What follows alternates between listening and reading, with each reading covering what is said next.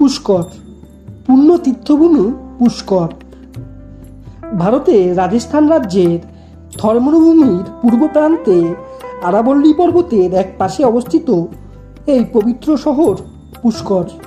তীর্থরাজ অর্থাৎ সমস্ত তীর্থের রাজা হল এই পুষ্কর, কারণ পৃথিবীর একমাত্র ব্রহ্মা মন্দির এই পুষ্করেই আছে। এছাড়াও আছে সৃষ্টিকর্তা ব্রহ্মা নিজের হাতে তৈরি ব্রহ্মা সরোবর। তো এই পর্বে আমি আপনাদের দেখাবো পুষ্কর ভ্রমণ গাইড। পুষ্কর কিভাবে আসবেন, কি কি দেখবেন, সম্পূর্ণ তথ্য। ভিডিওটি প্রথম থেকে অবশ্যই শেষ পর্যন্ত দেখবেন। যদি কোনো প্রশ্ন থাকে কমেন্ট বক্সে জানাতে পারেন। তো চলুন শুরু করা যাক পুষ্কর ভ্রমণ গাইড। পুষ্কর কিভাবে আসবেন? পুষ্করের সবচেয়ে কাছের রেলওয়ে স্টেশন হচ্ছে আজমির জংশন। যারা কলকাতা থেকে যেতে চান, কলকাতা থেকে আজমির জংশন আসার জন্য একাধিক ট্রেন আছে। বেশ কিছু ট্রেনের নাম ও নাম্বার আমি নিচের স্ক্রিনে দিয়ে দিলাম। সরাসরি আপনারা আজমির এসে সহজেই পুষ্কর পৌঁছাতে পারেন। আজমির থেকে পুষ্করের দূরত্ব মাত্র 11 কিলোমিটার। এছাড়াও যারা রাজস্থান ভ্রমণে আসবেন তারা জয়পুর অথবা যোধপুর এসে সেখান থেকে সহজেই আপনারা আজমির এসে তারপর পুষ্কর পৌঁছাতে পারেন। আমি রাজস্থান ভ্রমণ শুরু করেছিলাম কলকাতা থেকে। প্রথমে বার্মের পৌঁছে সেখান থেকে বাসে করে পৌঁছেছিলাম জয়সলমীর। ঘুরে দেখেছিলাম ভারতের একমাত্র মরুভূমি থর মরুভূমি এবং সোনার কেল্লা। তারপরে জয়সলমীর ভ্রমণ শেষ করে সেখান থেকে পৌঁছে গিয়েছিলাম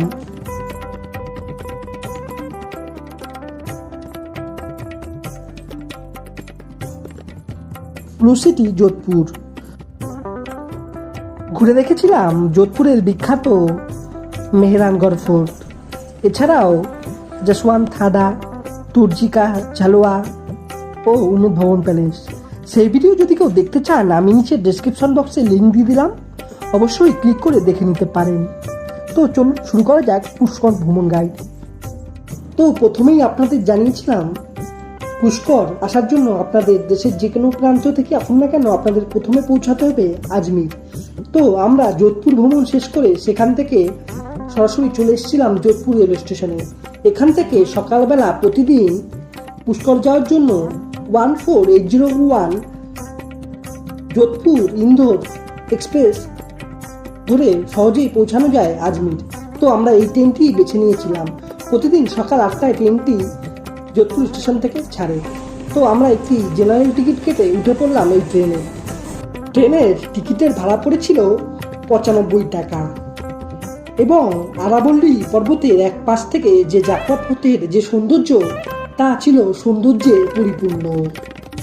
এর পথে প্রায় 240 কিলোমিটারের যাত্রা 4.5 ঘন্টায় শেষ করে ট্রেনের একদম নির্ধারিত সময়তেই আমরা এসে পৌঁছেছি আজমির জংশন।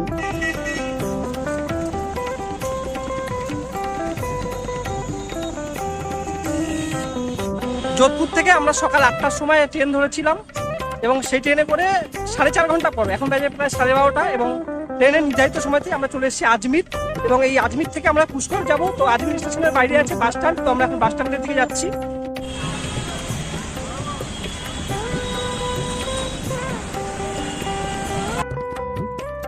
আজমির থেকে পুষ্কর যাওয়ার জন্য আপনাদের প্রথমে পৌঁছাতে হবে পুষ্কর বাস স্ট্যান্ডে, যেটা আজমির স্টেশন থেকে মাত্র 2 কিলোমিটার দূরত্বে। আপনারা টোটো ভাড়া করতে পারেন, ওই মোটামুটি রিজার্ভ করলে 50 টাকার মতো ভাড়া করবে।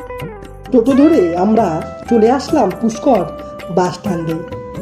এই বাস স্ট্যান্ড থেকে আপনারা প্রতি 1 ঘন্টা পর পর সরকারি বাস পেয়ে যাবেন পুষ্কর যাওয়ার জন্য। ভাড়া পড়ে বাসে মাথা পিছু 20 টাকা। তবে আমি আপনাদের পরামর্শ দেবো আপনারা এই সরকারি বাস স্ট্যান্ড থেকে বাস ধরার কোনো প্রয়োজন নেই। আপনারা এই বাস স্ট্যান্ড থেকে সামান্য বাইরে একটু বেরিয়ে আসুন। বেরিয়ে আসে যে কাউকে জিজ্ঞেস করবেন পুষ্কর যাওয়ার জন্য প্রাইভেট বাসও পাওয়া যায়, যা প্রতি 15 মিনিট পরপর ছাড়ে এবং ভাড়া কিন্তু সেই একই, মাত্র 20 টাকা। এবং এই বাস ধরেই আমরা এগিয়ে চললাম পুষ্করের উদ্দেশ্যে। আরাবল্লী পর্বতের গা ধরে পাহাড়ি পথের সৌন্দর্য উপভোগ করতে করতে মাত্র 30 মিনিটেই আমরা পৌঁছে গেলাম পুষ্করে। পুষ্কর বাস স্ট্যান্ড থেকে মন্দির কিন্তু পায়ে হাঁটা পথেই। আপনারা চাইলে টোটোতেও যেতে পারেন। আমরা চলে এসেছি পুষ্কর বাস স্ট্যান্ডে। এখান থেকে পুষ্কর যাওয়ার জন্য আপনারা অটো পেয়ে যাবেন বা পায়ে হেঁটেও চাইলে আপনারা যেতে পারেন। দূরত্ব প্রায় ওই 1.5 কিলোমিটার মতো। 10 টাকার বিনিময়ে শেয়ারিং অটো ধরে চললাম মন্দিরের পথে। পথেই পড়ল পুষ্কর মেলা প্রাঙ্গণ, যেখানে প্রতি বছর নভেম্বর মাসে কার্তিক পূর্ণিমায় এখানে বিরাট মেলা বসে।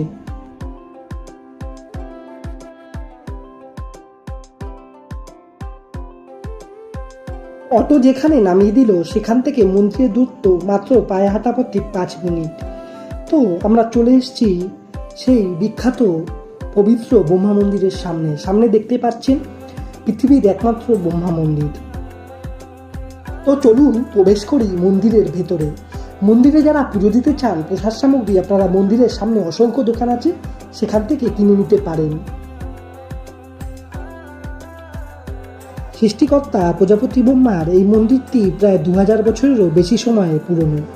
তবে 8ম শতাব্দীতে আদিগুরু শঙ্করাচার্য ও পরবর্তীতে 14 শতকের দিকে কাঠামোর তলার মহারাজ জাওয়াতরাজ মন্দিরটি সংস্কার করেন, যা বর্তমান পরিকাঠামোয় লক্ষ্য করা যায়। মন্দিরে খুব সুন্দর দর্শন ছেড়ে বেরিয়ে আসলাম। তো চলুন এই মন্দিরের যে কাহিনী আপনাদের জানিয়ে দিই। পুষ্কর মন্দিরটি কেন একমাত্র ব্রহ্মার পূজিত মন্দির তার পিছনেও একটি পৌরাণিক কাহিনী আছে। একসময় যজ্ঞের জন্য একটি সময় নির্ধারিত করেন প্রজাপতি ব্রহ্মা, এবং সেই সময় তিনি তার স্ত্রী সাবিত্রী দেবীর জন্য অপেক্ষা করছিলেন। তবে সাবিত্রী দেবী যথাযথ সময় উপস্থিত না হয় তিনি এক যুবতী গায়ত্রীকে বিবাহ করে নেন এবং গায়ত্রীকে সাবিত্রীর স্থানে বসিয়ে যজ্ঞ শুরু করেন। এবং শেষমেশ যখন যজ্ঞ শেষ হয় সাবিত্রী দেবী এসে দেখেন যজ্ঞে তার স্থানে একজন অন্য নারীকে বসিয়ে প্রজাপতি ব্রহ্মা এই যজ্ঞ করেছেন। ফলে তিনি ক্ষুব্ধ হয়ে প্রজাপতি ব্রহ্মাকে অভিশাপ দেন, পৃথিবীর কোথাও তার পুজো হবে না। কিন্তু পরবর্তীতে অন্যান্য দেবতা ও ঋষিদের অনুরোধে তিনি তার কিছুটা রাগ কমে আসে এবং তিনি অভিশাপ কিছুটা শিথিল করেন।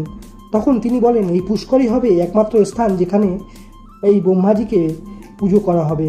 এবং এই কাহিনী অনুসারে পুষ্কর ব্রহ্মা মন্দিরটি ঋষি বিশ্বামিত্র দ্বারা ব্রহ্মার যজ্ঞের পর নির্মাণ করা হয়েছিল বলে বিশ্বাস করা হয়। এছাড়াও দেবী সাবিত্রীর মন্দিরও এই পুষ্কর শহরেই অবস্থিত, এই মন্দিরের পিছনে রত্নগিরি পাহাড়ের ওপর।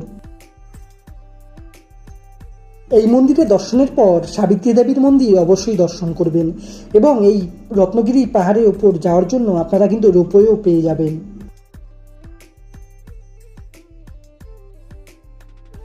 এরপর আমরা চলে আসলাম ব্রহ্মা সরোবর বা পুষ্কর লেক দেখতে। এই ব্রহ্মা সরোবর বা পুষ্কর লেক সৃষ্টিরও কিন্তু একটি কিংবদন্তি আছে। পদ্মপুরাণ অনুসারে একদা ব্রজনাভ নামে এক ভয়ঙ্কর দানব পৃথিবীতে ব্যাপক বিনাশ সৃষ্টি করেছিল। সৃষ্টিকর্তা ব্রহ্মা তখন তাকে বধ করতে পৃথিবীতে আসেন। তিনি তখন তার দিব্য অস্ত্র পদ্মফুল দিয়ে এই দানবটিকে হত্যা করেছিলেন, এবং দানবটিকে বধ করার সময় ব্রহ্মার হাত থেকে পদ্মফুলের কয়েকটি পাপড়ি এই স্থানে পড়েই এই হ্রদের সৃষ্টি হয়েছিল, এবং যেই পুষ্প বা পদ্ম থেকে পড়েছিল বলেই এই স্থানের নাম কিন্তু পুষ্কর। এবং এই তীর্থক্ষেত্রে স্নান করলে কিন্তু মোক্ষ লাভ ঘটে। এই ব্রহ্মা সরোবরে প্রায় 52টি ঘাট আছে, এবং এখানে কিন্তু সন্ধ্যারতিও হয়। আপনারা পুষ্কর আসলে অন্তত একটি দিন অবশ্যই এখানে কাটিয়ে যাবেন। এভাবেই মাত্র কয়েক ঘন্টা সময় হাতে নিয়ে আমরা ঘুরে দেখেছিলাম পুষ্কর শহর। এরপর পুষ্কর থেকে ফেরার পথে দেখলাম সেই বিখ্যাত আনাসাগর লেক, যেটি প্রায় 13 কিলোমিটার দীর্ঘ, এবং পৃথ্বীরাজ চৌহানের পিতামহ আনাজি চৌহান প্রায় 1335 থেকে 1350 15 বছর ধরে 13 কিলোমিটার ধরে বিস্তৃত একটি কৃত্রিম জলাভূমি নির্মাণ করেছিলেন স্থানীয় এলাকায় জলের সমস্যা নিবারণের জন্য। এরপর আমরা চলে আসলাম আজমির রেলওয়ে স্টেশনে। এখান থেকে আমরা পৌঁছে গিয়েছিলাম জয়পুর, ঘুরে দেখেছিলাম পিঙ্ক সিটি জয়পুর। পরবর্তী ভিডিওতে আপনাদের দেখাবো জয়পুর ভ্রমণ গাইড, জয়পুর কিভাবে আসবেন, কী কী দেখবেন, সম্পূর্ণ তথ্য। এই ভিডিওটি কেমন লাগলো কমেন্ট করে অবশ্যই জানাবেন। ভালো লাগলে বন্ধুদের মাঝে লাইক ও শেয়ার করতে ভুলবেন না। সাবস্ক্রাইব করে পাশে থাকুন। ধন্যবাদ।